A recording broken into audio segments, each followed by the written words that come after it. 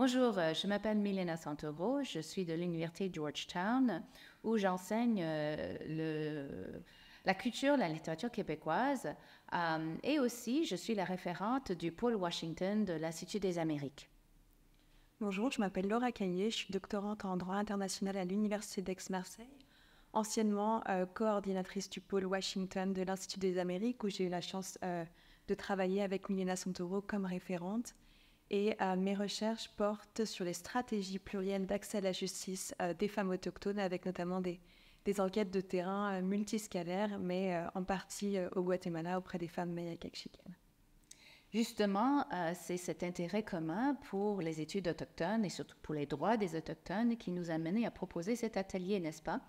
En effet, ça fait quelques années qu'on en parle. On est très heureuse d'avoir pu, cette année, dans le cadre de l'édition 2023 du Congrès de l'Institut des Amériques, organiser un atelier sur les représentations filmiques et les femmes autochtones, qui a été accompagné de 2 projections. L'idée, c'était de questionner cette thématique, non seulement par une approche universitaire, mais aussi de la coupler avec des projections pour amener de la matière hors les murs de l'université. On a eu une première projection du film Rustic Oracle de Sonia Bonspil-Voileau, qui a eu lieu au début du congrès, et puis une seconde projection du film Conscience in Nombre de Melina Leon. Et évidemment, ce qui est particulièrement incroyable, c'est qu'on ait pu avoir et compter sur la présence des réalisatrices. Exactement. Moi, je tenais absolument à ce qu'il y ait une représentation de la production autochtone des femmes québécoises. Et on connaissait déjà Sonia Bonspil-Boileau parce elle s'était présentée à Georgetown dans le cadre d'un cours que je donnais et elle avait parlé de Rustic Oracle. À la suite de sa présence virtuelle à Georgetown, Laura et moi, nous avons conduit un entretien de fond avec elle, entretien qui a été publié ce printemps. Ce qui est ressorti de cette double programmation, c'était qu'on a vu la pratique des femmes autochtones dans le cinéma, en même temps qu'on a pu avoir une réflexion plus approfondie sur ce qui ressort de ces pratiques de femmes autochtones. Donc, nous avons invité plusieurs chercheuses qui ont présenté sur ce qui se passe, par exemple, au Guatemala ou encore en Guyane française.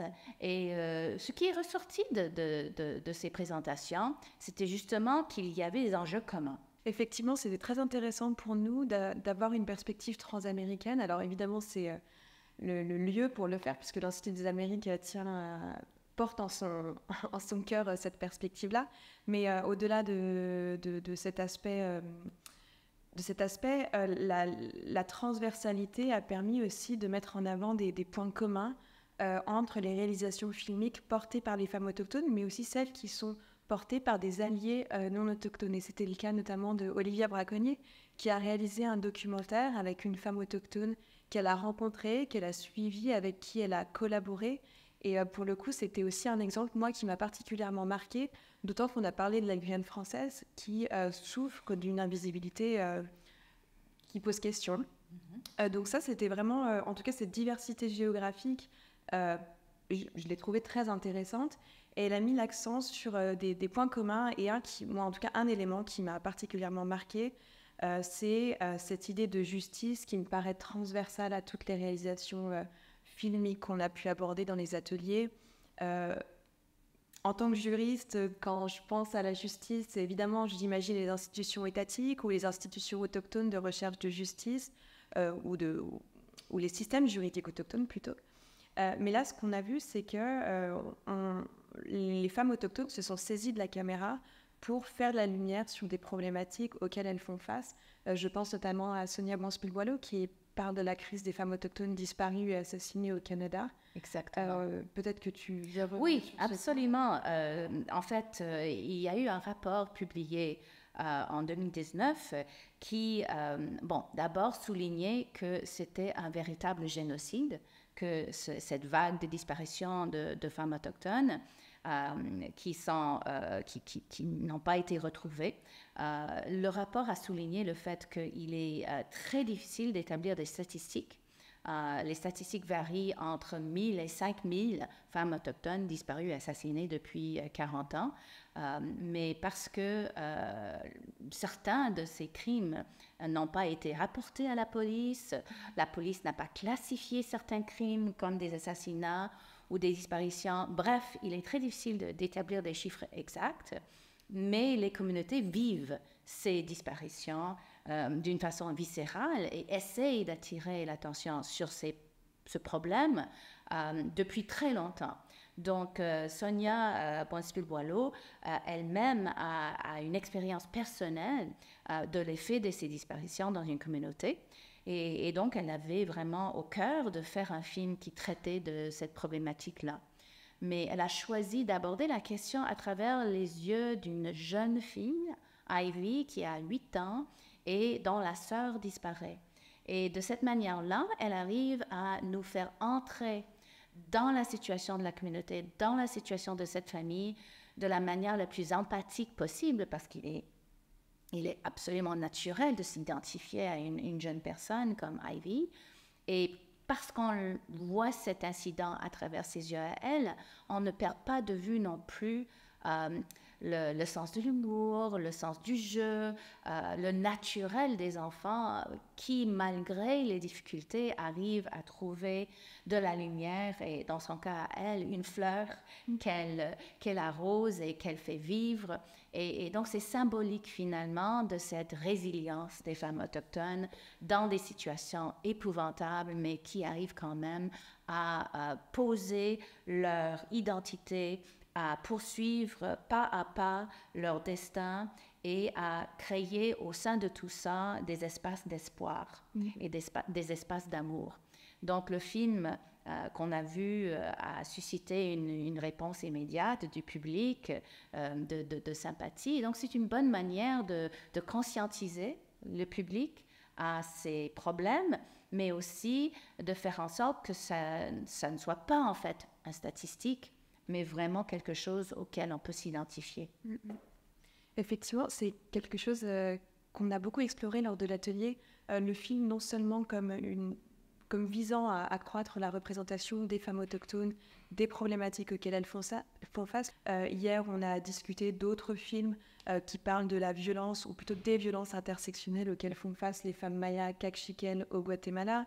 On a abordé la question du Mexique, on a discuté du Canada. Donc il y a vraiment cet enjeu de rendre visibles des problématiques, mais aussi, et tu as employé le mot, cette idée de résilience. Et elle apparaît non seulement, je trouve, dans les résultats, les films qui sont faits par des femmes autochtones ou avec des alliés, mais aussi, et c'est ce dont on a pu parler hier, dans le processus de réalisation filmique en tant que tel. Et ce qui a été marquant, je trouve, c'est vraiment le fait d'explorer la façon dont les films étaient faits, de travailler, on a discuté pas mal de ces réalisations filmiques qui sont un projet collectif dans des associations de femmes autochtones, comment aussi ces films sont un moyen de guérir de traumatismes profonds, souvent intergénérationnels. Et donc ça a été aussi vraiment un aspect marquant, je trouve, de toutes ces discussions.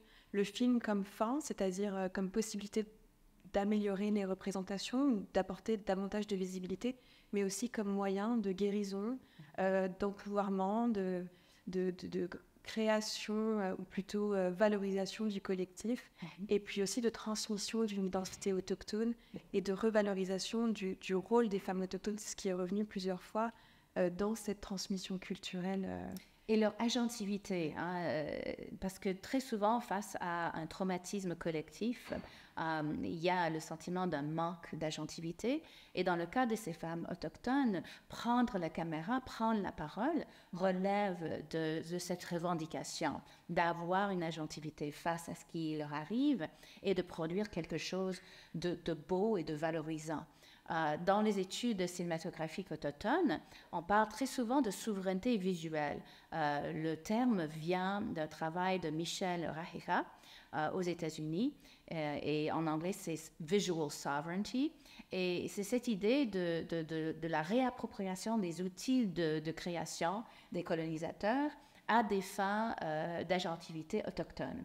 Et c'est très important et c'est ce qui est ressorti de toutes les communications et des films qu'on a pu partager avec le public cette semaine.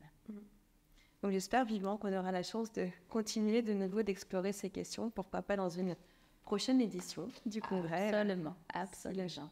On est très reconnaissante finalement de tout le monde qui nous a soutenus dans cette démarche, qui a été de longue haleine.